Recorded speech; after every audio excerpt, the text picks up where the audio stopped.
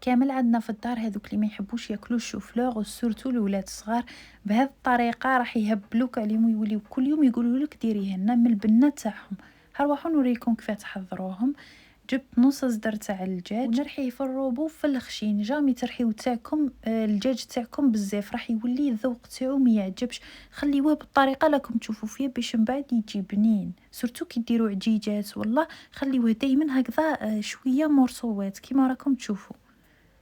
طبقوا هذه الطريقه وتشوفوا كيف يولي الدجاج تاعكم دائما بنين.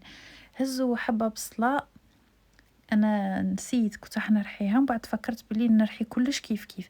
زدت 2 حبات صغار تاع الطماطم، درت الملح الثوم راح نرحي كلش ضربه واحده.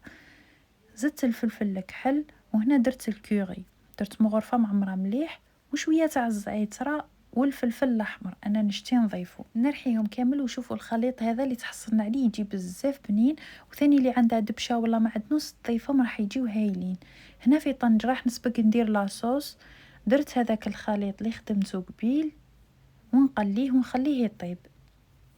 هنا بعد ما تقلى لي مليح واحد 5 دقائق نمرقو بشويه تاع الماء، ما تكثروش كيما درت انا.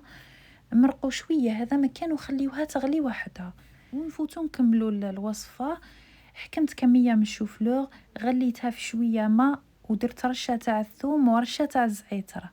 غليتهم ما تخليهمش حتى يطيبوا بزاف، خليهم شوي شادين رواحهم بهذا الشكل اللي راكم تشوفوا فيه. نزيدو نمرسوها بالفرشيطه، ثاني نمرسوها خشينه شويه كيما راكم تشوفوا.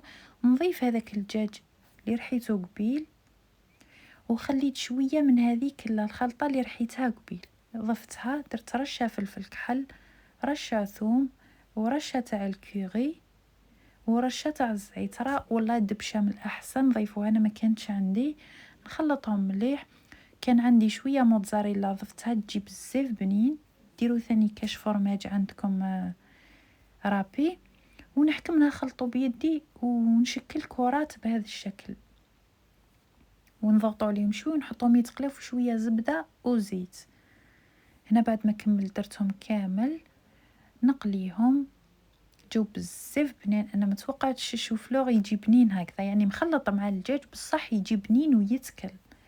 هنا نحيهم بعد ما طابوا لي كما راكم تشوفوا. هنا بعد ما كملتهم هذيك لاصوص حكمت ميكسيتها، ما لقيتها شويه طماطم فيها طرف ما عجبتنيش وليت ميكسيتها وبالعكس هكذا جات خير. وشوفوا العجيجات اللي تحصلنا عليهم جاو بزاف بنان.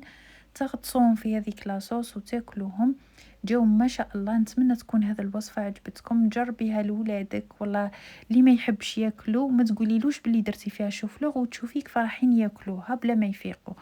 هيا بسلامه الى فيديو قادم.